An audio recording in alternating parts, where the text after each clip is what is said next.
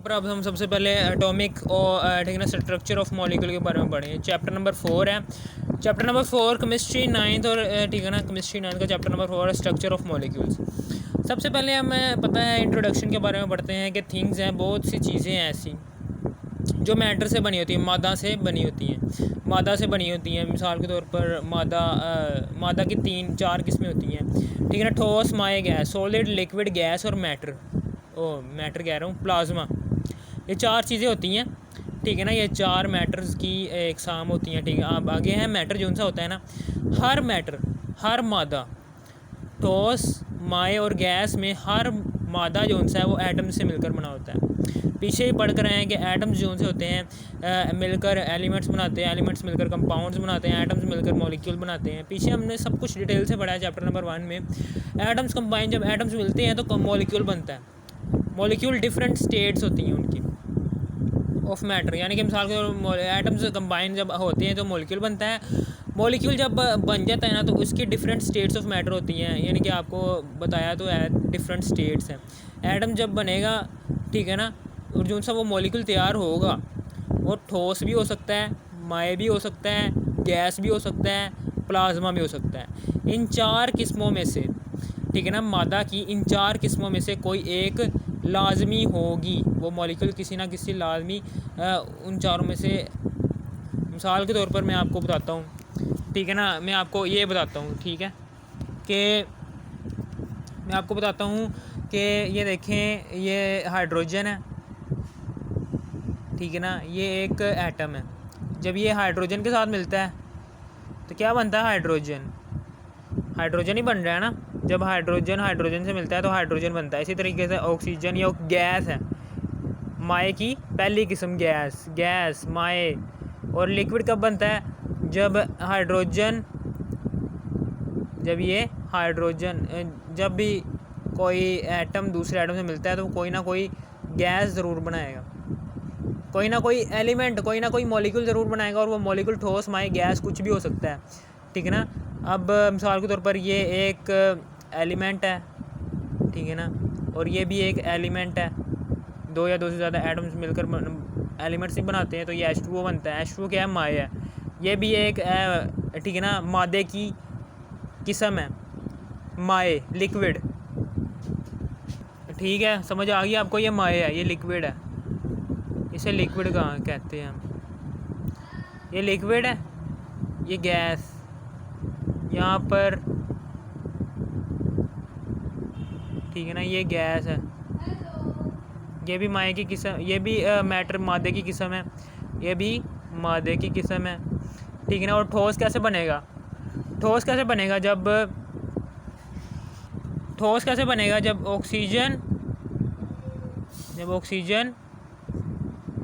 पानी के साथ, जब ऑक्सीजन पानी के साथ मिलेगी तो C6H12O6 बनेगा, और साथ में कार्बन डाइऑक्साइड, तो फिर साथ में ऑक्सीजन भी खारिज होगी। ये कौन सा अमल है?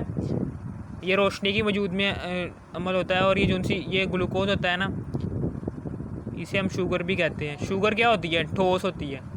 छोटे छोटे से दाने होते हैं ना शुगर के, वो भी ठोस होती है। मैंने आपको बता दिया ये गैस, लिक्विड और ये ग्लूकोज कैसे बन रहा है। ये तीनों मादा की किस्में हैं। शुगर, चीनी, ठीक है ना, वो ठोस किस्म की, ठोस हालत में होती है, सॉलिड हालत में होती है। चीनी किस हालत में होती है? चीनी ठोस हालत में होती है। पानी माया हालत में होता है। गैसेस होती हैं, ठीक है ना। ये 3 किस्में मैंने आपको रिएक्शन करके बता, ठीक है। यहाँ पर कार्बन डाइऑक्साइड है, ये H2 है। कार्बन डाइऑक्साइड जब हम खारिज करते हैं, और पानी जब पौधे के अंदर पानी होता है ना, ज़मीन से चूसता है पानी, और कार्बन डाइऑक्साइड हमसे लेता है, इंसानों से। हम ऑक्सीजन लेते हैं और कार्बन डाइऑक्साइड खारिज करते हैं, और वो रोशनी, सूरज की रोशनी के वजूद में रिएक्शन होता है, वो ग्लूकोज बनता है। ग्लूकोज चीनी की तरह का होता है, ठोस सा, और ऑक्सीजन होती है। बस, कुछ भी नहीं है।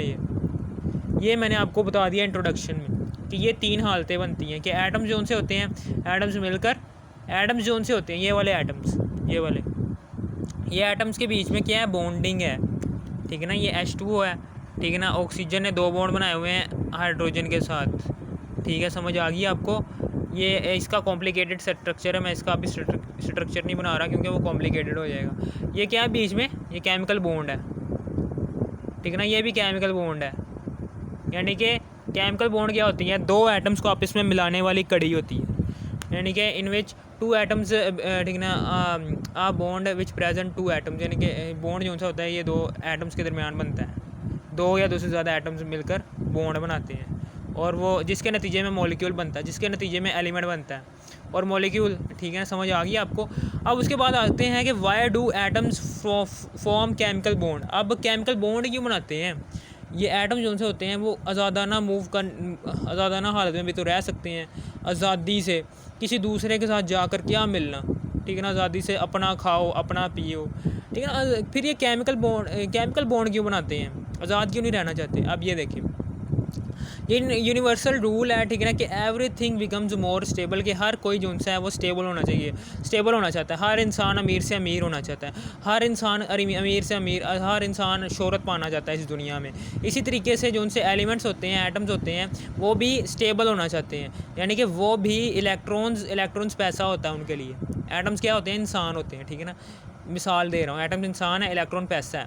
अब जैसे वो इलेक्ट्रॉन्स, ठीक है ना, जितने वो इलेक्ट्रॉन्स एटम हासिल कर सकता है, इंसान हासिल कर सकता है, वो ले लेगा। यानी कि फारिग रहा, अभी ये मिसाल उनसी है, ज़रा थोड़ी सी कॉम्प्लिकेटेड हो जाएगी। आप बस ये याद रखना कि एक एटम तब स्टेबल होगा, एक एटम तब अपने आप को स्टेबल महसूस करेगा जब उसके वैलेंस शेल में जौन सा एटम के सबसे आखिरी लास्ट शेल होता है ना, एटम का सबसे आखिरी वाला शेल जौन सा होता है, जब उसमें 2 या 8 इलेक्ट्रॉन आ जाए ना, तो वो डुप्लेट या ऑक्टेट रूल के मुताबिक स्टेबल हो जाता है। इसकी परफेक्ट एग्जांपल है जी all gases of all noble gases, neon, argon, krypton, xenon, radon, इन सब में ये 6, 7, 8 वैलेंस इलेक्ट्रॉन होते हैं और वो इसे स्टेबल बनाते हैं। ऑक्टेट रूल के मुताबिक ये स्टेबल हो गई है, अब ये मज़ीद रिएक्ट नहीं कर सकती क्योंकि अब ये स्टेबल हो गई है। अब ये कहेगी मैं अब रिएक्शन करके क्या करूँ, मैं तो स्टेबल हूँ, ठीक है ना, मैं तो पहले से ही अपने वैलेंस शेल में ऑक्टेट रूल के मुताबिक अपने आप को मैंने स्टेबल किया हुआ है, ठीक है ना। अब मैं किसी दूसरे के साथ रिएक्शन करके और क्यों फंसूँ, तो वो दूसरा रिएक्शन नहीं करती, वो अब क्या करती है, रिएक्शन नहीं करती। वो इसलिए जो उनसे नोबल गैसेस होती हैं वो नॉन रिएक्टिव होती हैं, रिएक्शन नहीं करती हैं क्योंकि वो ऑक्टेट रूल के मुताबिक स्टेबल हुई होती हैं, या फिर उनके वैलेंस शेल में 2 इलेक्ट्रॉन होते हैं। ओके, समझ आ गई आपको।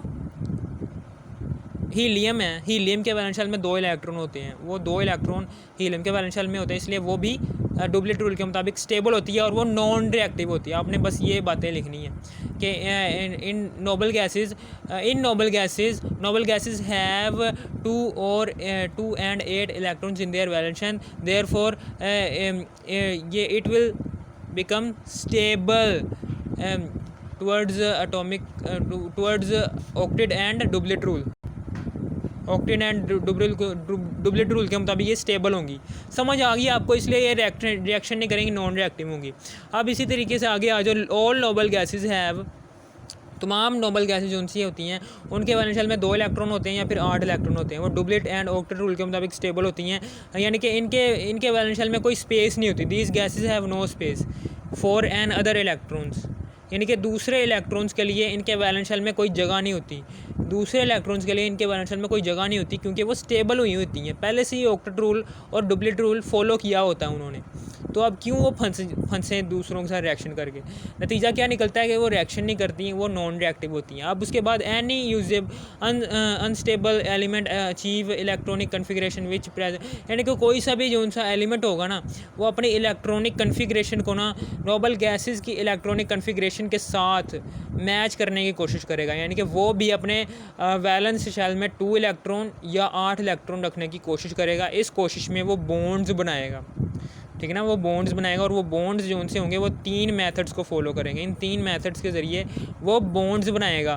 पहला मेथड ये है कि वो जब वैलेंस इलेक्ट्रॉन है, ठीक है ना, वो 3 अगर वैलेंस इलेक्ट्रॉन, यानी कि मिसाल के तौर पर एक एटम है, उसके वैलेंस शेल में वैलेंस इलेक्ट्रॉन्स की तादाद 3 से कम है, तो वो उसे खारिज कर देगा, इलेक्ट्रॉन्स को खारिज कर देगा। और जब एक एटम के वैलेंस शेल में वैलेंस इलेक्ट्रॉन्स की तादाद 5 है या 5 से ज़्यादा है तो वो गेन करेगा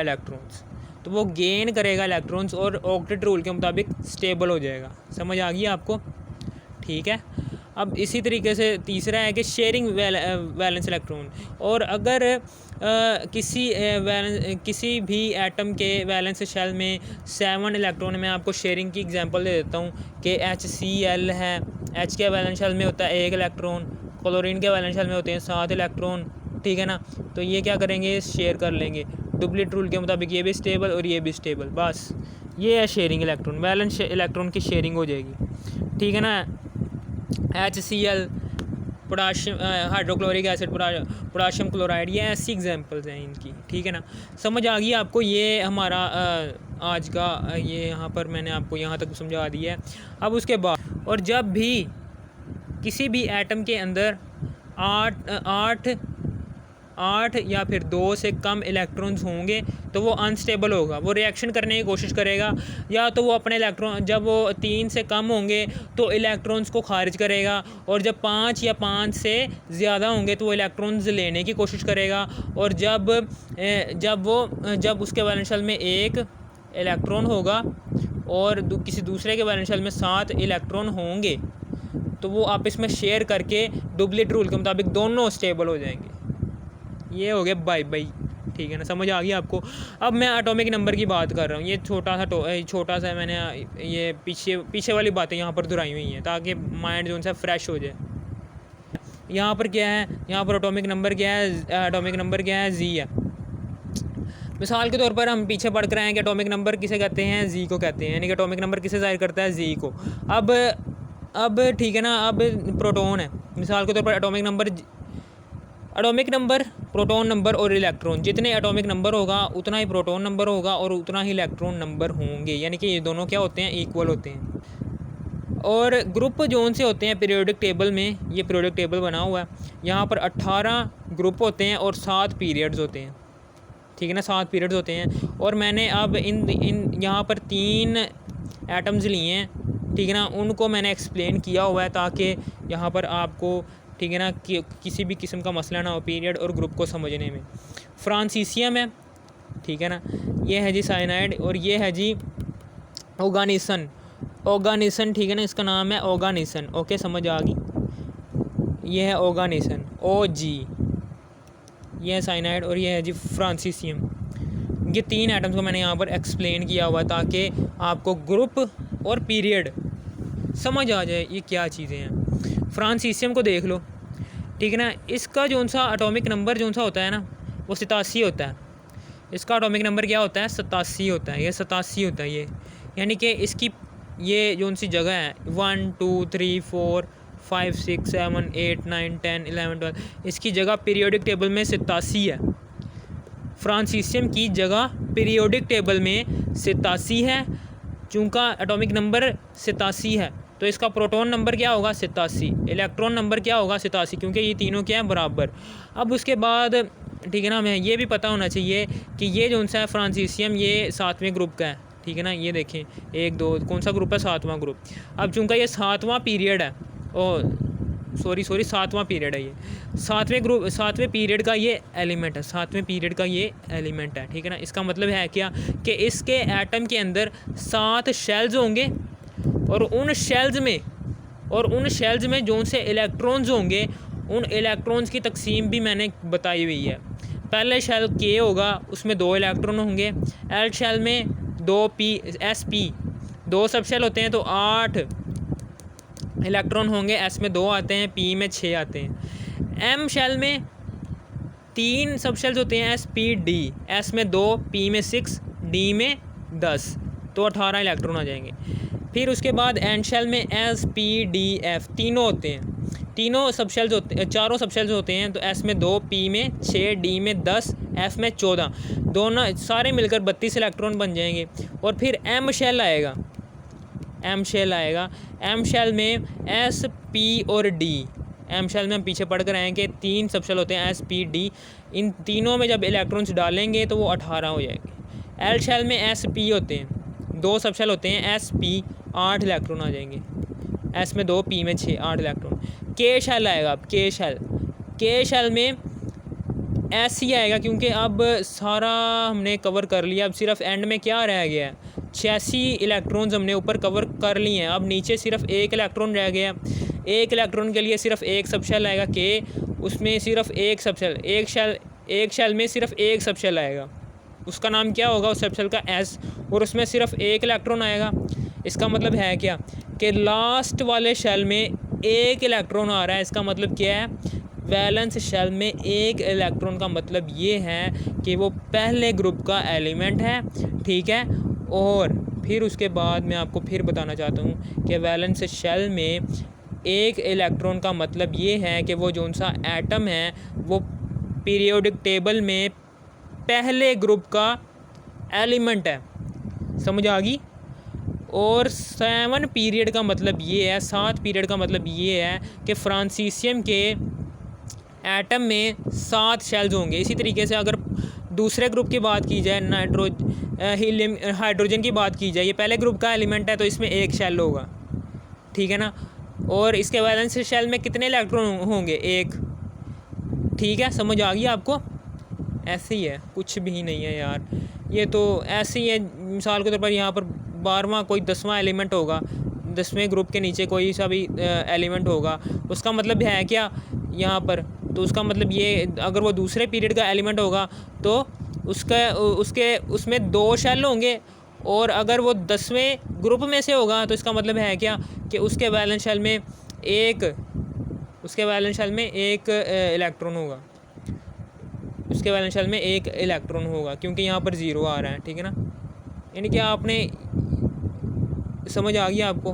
10वें की मैं आपको बता देता हूँ, 10वें की अभी रहने दें, ठीक है ना। 10वें को छोड़ दो अभी। जब वो 11वें ग्रुप का एलिमेंट है, इसका मतलब क्या है कि वो उसमें 1 इलेक्ट्रॉन है, इसमें उसके वैलेंस शेल में 1 इलेक्ट्रॉन है। 12वें ग्रुप का एलिमेंट होगा तो इसका मतलब है क्या कि वो उसमें उसके वैलेंस शेल में 2 इलेक्ट्रॉन है। यानी कि गिनती का हमने दाएँ वाला हिस्सा लेना है, दाएँ वाला अदद लेना है, ठीक है ना। दाएँ वाला अदद हमें बता देगा कि उसके वैलेंस शेल में कितने इलेक्ट्रॉन्स हैं। अगर वो 18वें ग्रुप का एलिमेंट है, इसका मतलब है क्या कि उसके वैलेंस शेल में 8 इलेक्ट्रॉन मौजूद हैं। इसी तरह हमने साइनाइड की मिसाल ली है कि इसका एटॉमिक नंबर 112 होता है। एटॉमिक नंबर चूँकि सेम है, एटॉमिक नंबर 112 है, तो यहाँ पर हमें पता है कि प्रोटॉन और इलेक्ट्रॉन भी बराबर होते हैं। Proton is equal to 112, electron is equal to 112। अब चूँकि ये कौन सा पीरियड का एलिमेंट है, 7वें पीरियड का एलिमेंट है। इसका मतलब क्या है कि इस एटम में 7 शेल होंगे। और 12वें ग्रुप का मतलब ये है कि इसके वैलेंस शेल में 2 इलेक्ट्रॉन होंगे। अब मैं आपको बताता हूँ, 12वें ग्रुप का मतलब ये है कि 2 वैलेंस इलेक्ट्रॉन होंगे। डिस्ट्रीब्यूशन क्या होगी, अब इसकी डिस्ट्रीब्यूशन मैंने ये की हुई है। पहले ग्रुप में पहले शेल में 2 इलेक्ट्रॉन, दूसरे शेल में 8 इलेक्ट्रॉन, तीसरे शेल में 18 इलेक्ट्रॉन, चौथे शेल में 32 इलेक्ट्रॉन, ठीक है। और फिर चौथा शेल आ जाएगा, चौथे शेल में 32 इलेक्ट्रॉन, ठीक है। चूँकि 112 है, 112 यहाँ पर 87 था, 87 100 से कम है, ये 100 से ज़्यादा है, इसलिए हमने एन शेल से शुरू किया, बड़े वाले शेल से शुरू किया। एन शेल में 32 इलेक्ट्रॉन, एम शेल में 18 इलेक्ट्रॉन और एल शेल में 2 इलेक्ट्रॉन। समझ आ गई, ये आखिरी शेल में 2 इलेक्ट्रॉन आ रहे हैं, समझ आ गई आपको, ओके। और हमें ये भी पता होना चाहिए कि के शेल में एस सब शेल होते हैं, एल शेल में एस पी होते हैं, और एम शेल में एस पी और डी होते हैं, और एन शेल में एस पी डी एफ होते हैं। इसमें होते हैं एस शेल में, एस सब शेल में 2 इलेक्ट्रॉन होते हैं, पी सब शेल में 6 इलेक्ट्रॉन होते हैं, डी सब शेल में 10 इलेक्ट्रॉन होते हैं, एफ सब शेल में 14 इलेक्ट्रॉन होते हैं, ठीक है। समझ आ गई, ये मेन बातें याद होनी चाहिए। फिर इसी तरीके से ये ऑर्गेनिसन है। ऑर्गेनिसन ये एक एलिमेंट है, ये एक एलिमेंट है पीरियोडिक टेबल में। 7वां पीरियड है और 18वां ग्रुप है, 7वां पीरियड है और 18वां ग्रुप है। अब ये मुझे आप बताएंगे कि इसमें वैलेंस इलेक्ट्रॉन कितने होंगे और इसमें शेल्स कितने होंगे। सोच लिया? हाँ, मैं बताता हूँ। ऑर्गेनिसन चूँकि 7वां पीरियड है, इसलिए इसके वैलेंस शेल, इसके एटम में 7 शेल्स होंगे, ओके। और इसके वैलेंस शेल में इसके वैलेंस शेल में इलेक्ट्रॉन्स की तादाद 8 होगी, 8 होगी। एक को रहने देंगे, 8 होगी, ठीक है ना। एक को छोड़ दो, एक को भूल जाओ, ये कुछ है ही नहीं, 8 होगी, 8 होगी इसकी तादाद वैलेंस शेल में। बस वही लिखा हुआ है। 7 पीरियड का मतलब है 7 शेल, 18वें ग्रुप का मतलब है 8 वैलेंस इलेक्ट्रॉन। अब इसकी डिस्ट्रीब्यूशन भी मैंने आपको बता दी है कि 2 हैं, पहले शेल में 2 हैं, के एल शेल में 8 है, एम शेल में 18 इलेक्ट्रॉन है, एन शेल में 32 इलेक्ट्रॉन है। अब चूँकि ये 100 से ज़्यादा है तो इसलिए बड़े वाले शेल से शुरू होगा। एन शेल में 32 है, एम शेल में 18 है, एल शेल आ गया ना आखिरी वाला शेल, उसमें 8 इलेक्ट्रॉन, कुछ भी नहीं है। हमने बस ये प्रूफ करना था, ये बस बात याद रखना है इसकी, ठीक है ना। चूँकि अब ये खुलासा मैंने अब आपको कहने वाला हूँ, समरी जोन सी मैं ये कहने वाला हूँ कि अगर कोई सा भी एलिमेंट यहाँ पर मौजूद है 8वें ग्रुप में और चौथे पीरियड में, ठीक है ना। मिसाल के तौर पर कोई ए एलिमेंट मौजूद है, कोई ए एलिमेंट मौजूद है, ठीक है ना। ए एलिमेंट मौजूद है, कोई ए एलिमेंट मौजूद है। कौन सा ग्रुप है ये 8वां ग्रुप है। ग्रुप 8 में कोई ए एलिमेंट मौजूद है और ग्रुप और पीरियड क्या है 4। पीरियड 4 में कोई ए एलिमेंट मौजूद है। ग्रुप 8 का मतलब क्या है कि इसमें इसके वैलेंस इलेक्ट्रॉन कितने होंगे, 8। पीरियड 4 का मतलब क्या है कि इसके शेल्स कितने होंगे, 4। ये इसकी समरी है, ठीक है ना। याद हो गया आपको, कुछ भी नहीं मैंने आपको बताया। और मैंने ये भी समरी बता दी है कि ये शेल्स मैंने ऐसे ऐसे डिस्ट्रीब्यूट किए हैं, ऐसे ऐसे मैंने एटम्स का स्ट्रक्चर बनाया है। एटम्स का स्ट्रक्चर मैंने आपको बनाने का तरीक़ेकार भी बता दी है, ठीक है ना। ऐसे एटम का स्ट्रक्चर बनाना है। इलेक्ट्रॉनिक कन्फिगरेशन भी मैंने आपको यहाँ पर बता दी है कि कैसे कैसे करनी है, ठीक है। समझ आ गई आपको, कुछ भी नहीं था। ये इलेक्ट्रॉनिक कन्फिगरेशन ही तो मैंने बताई है यहाँ पर। एस में 2 है, पी में 6 है, इसका मतलब 8 है। एस में 2 है, पी में 6 है, डी में 10 है, तो इसका मतलब 18 है।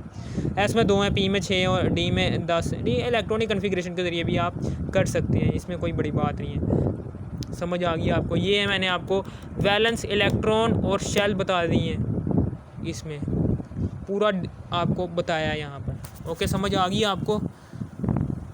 लाइक ज़रूर ठोकना अगर आपको वीडियो पसंद आया हो। ओके।